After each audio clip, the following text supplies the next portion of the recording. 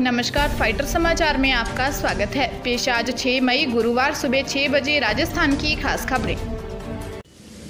बड़ी खबरों से अपडेट रहने के लिए सब्सक्राइब करें फाइटर न्यूज को और प्रेस करें बेल आइकन को। कोरोना के बढ़ते संक्रमण की चेन को तोड़ने के लिए राजस्थान के मुख्यमंत्री अशोक गहलोत ने कल बुधवार देर रात कैबिनेट मंत्रिमंडल की बैठक ली। यह बैठक रात 8 बजे शुरू हुई, जो 11 बजे तक चली। इस बैठक में सभी मंत्रियों ने सख्ती और करने की बात कही। बैठक के बाद जो बात निकलकर सामने आई, उससे ऐसा लगा कि आज या कल सरकार शादियों पर पाबंदियां लगा सकती है। वह निजी वाहनों पर भी अंकुश लगाने के साथ रेड अलर्ट जन अनुशासन पखवाड़े में भी और सख्ती कर सकती है। बैठक के बाद रात 12 बजे तक कोई नई गाइडलाइन जारी नहीं की गई थी। बैठक के बाद मंत्री प्रताप सिंह खाचरियावास ने कहा कि लोगों को शादियां कैंसिल कर देनी चाहिए।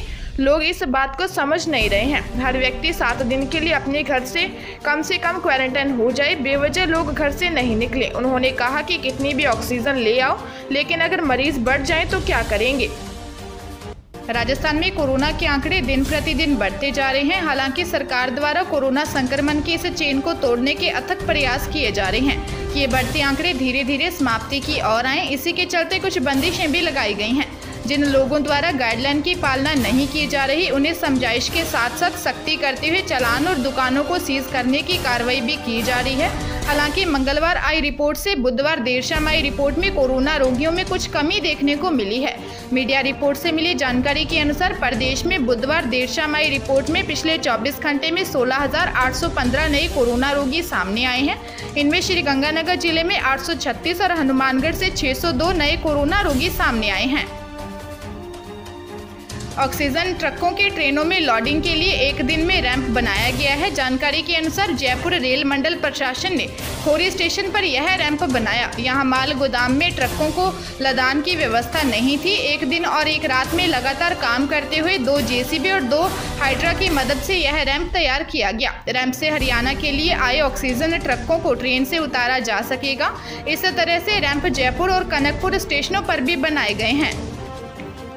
पश्चिम बंगाल की मुख्यमंत्री ममता बनर्जी शपथ ग्रहण के बाद एक्शन में आ गई हैं। राज्य में बढ़ रहे कोरोना वायरस के मामलों को देखते हुए ममता बनर्जी ने कई अहम आदेश दिए हैं। मुख्यमंत्री के आदेशों के मुताबिक बंगाल में आज गुरुवार से लोकल ट्रेनें बंद रहेंगी।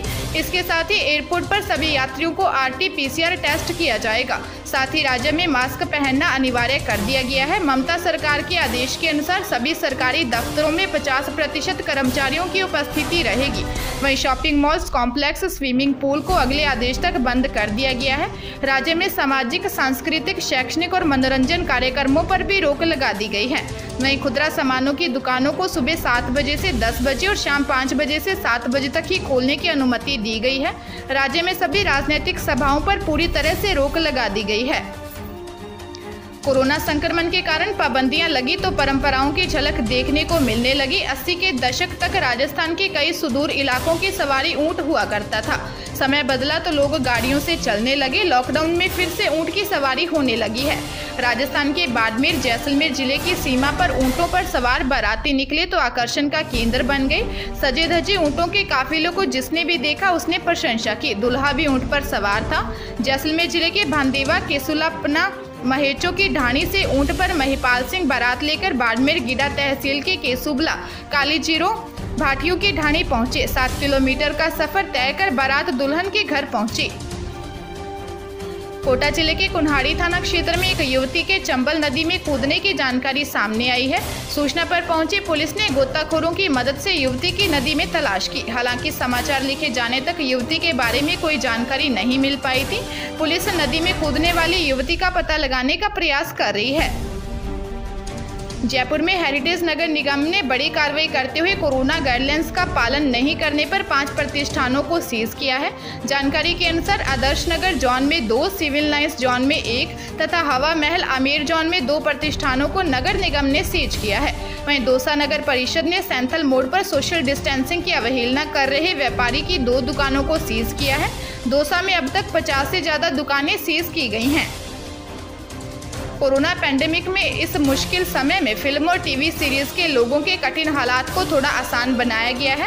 ऐसे में दर्शकों के लिए एक और बड़ी खुशखबरी आई है। जल्द ही अमिताभ बच्चन का गेम शो कौन बनेगा करोड़पति अपने नए सीजन के साथ लोगों के मनोरंजन को दोगुना करने आ रहा है। शो के रजिस्ट्रेशन तारीख की अनाउंसमेंट कर दी गई है। सोनी चैनल के इंस्टाग्राम पर वीडियो शेयर कर केबीसी के 13वें सीजन की जानकारी देते हुए लिखा कि आ रहे हैं फिर एक बार मिस्टर अमिताभ बच्चन लेकर केबीसी के सवाल। तो उठाइए फोन और हो जाइए तैयार, क्योंकि 10 मई से शुरू हो रहे हैं केबीसी सीजन 13 के रजिस्ट्रेशन। कोरोना को भगाने के नाम पर गुजरात में अजीब तरह का वाकया हुआ। दरअसल कोरोना को भगाने के लिए गुजरात के साणंद में बडिया देव मंदिर पर जल चढ़ाने के लिए लोगों को कहा गया था। इस मामले में कोरोना गाइडलाइंस की धज्जियां उड़ती हुई दिखाई दी। यहां तक कि इस उत्सव में शामिल होने जो महिलाएं आई थी उन्होंने न तो मास्क पहन रखा था और न ही सोशल डिस्टेंसिंग का पालन हो रहा था। मंदिर पर जल चढ़ाने का वीडियो वायरल होने के बाद पुलिस हरकत में आई और 23 लोगों को गिरफ्तार किया गया। पुलिस ने महामारी आपदा एक्ट के तहत मामला दर्ज किया है।